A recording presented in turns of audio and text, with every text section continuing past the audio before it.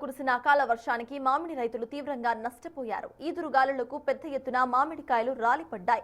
ఇక బొప్పాయి, అరటి పంటలకు కూడా కొంతమేర నష్టం వాటిల్లింది. మొక్కజొన్న రైతులు పండించిన పంటను కల్లాల్లోనే విడిచిపెట్టడంతో పూర్తిగా తడిసి ముద్దైపోయింది.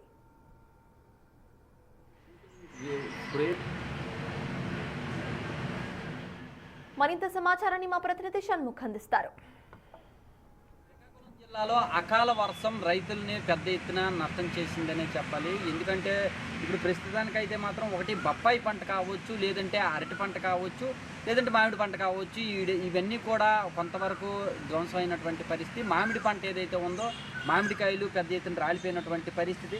మామూలుగా మంచు కారణంగా ఈ సంవత్సరం పూత అనేది తక్కువగా ఉంది అని చెప్పి చెప్తున్నారు. కాకపోతే ఆ పండిన పంట కూడా ఈ అకాల వర్షం వలన పెద్ద ఎత్తున మామిడికాయలు రాలిపోయినటువంటి పరిస్థితి మనం ఇక్కడ చూడవచ్చు. ఎంత పెద్దగా విధ్వంసం జరిగింది అనేది మనకి ఇక్కడ స్పష్టంగా తెలుస్తుంది. ఇది కేవలం 4 ఎకరాల తోట ఉంది. 4 ఎకరాల తోట ఉంది. ఈ 4 ఎకరాల తోటలో ఇక్కడ రాలిపోయినటువంటి మామిడికాయలు అన్నింటినీ ఇక్కడ ఏరి తెచ్చి వేసినటువంటి పోగులు మనం చూస్తున్నాము. వీటన్నింటినీ కూడా అంటే ఇది కాకుండా ఇంకా ఇంకా చాలా పెద్ద ఎత్తున ఉన్నాయి.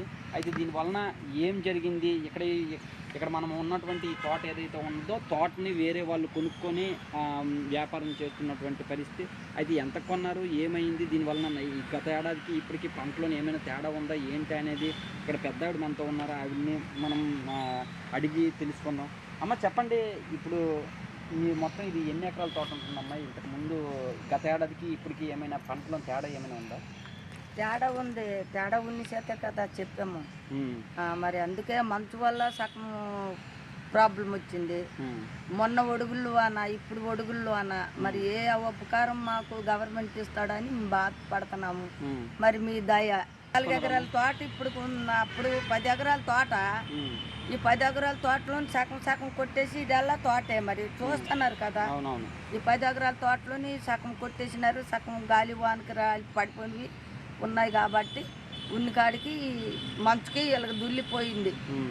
రాలిపోయిన మామిడికాయలు ఉన్నాయి కదా, ఇవేమైనా సరే కొనుక్కో ఎవరైనా కొంటారా? ఎవరు కొనరు. ఎందుకు ఇది కొంటే ఏమో గట్టి వచ్చే ఈతకాయలు, తాటికాయలు అప్పుడు ఆ కాలంలో ఊరబెట్టుకుంటారు కానీ ఈ కాలంలో ఊరబెట్టరు.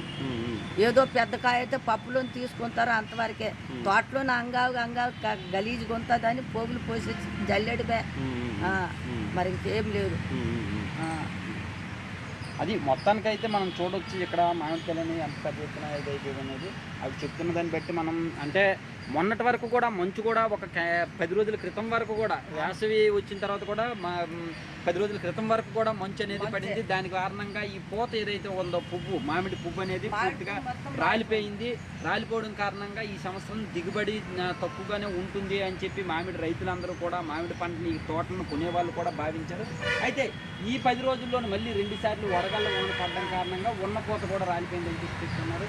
అయితే దీని కారణంగా ఎంతవరకు పెద్ద ఎత్తున మేము డబ్బులు పెట్టి ఈ తోటలు కొనేసామని చెప్పేసి కూడా చెప్తున్నారు. దీనివల్ల ఈ డబ్బులు చేతికి వస్తుంది, ఈ పెట్టుబడి చేతికి వస్తుందా రాదా అనేటటువంటి ఆందోళన కూడా ఉంది అని చెప్పి చెప్తున్నారు. దీంతో ఇలాంటి పంట నష్టాలని అంచనా వేసి ప్రభుత్వం మాకు ఏమాత్రమైనా ఆర్థిక సాయం చేస్తే బాగుంటుంది అని చెప్పేసి కూడా ఇక్కడ కోరుతున్నటువంటి పరిస్థితి కనిపిస్తుంది. ఏదేమైనప్పటికీ కూడా ఈ అకాల వర్షం ఏదైతే ఉందో రైతులకు కావచ్చు, ఈ తోటలను కొనే వాళ్ళకి కావచ్చు పెద్ద ఎత్తున నష్టం చేకూర్చిందనే చెప్పాలి.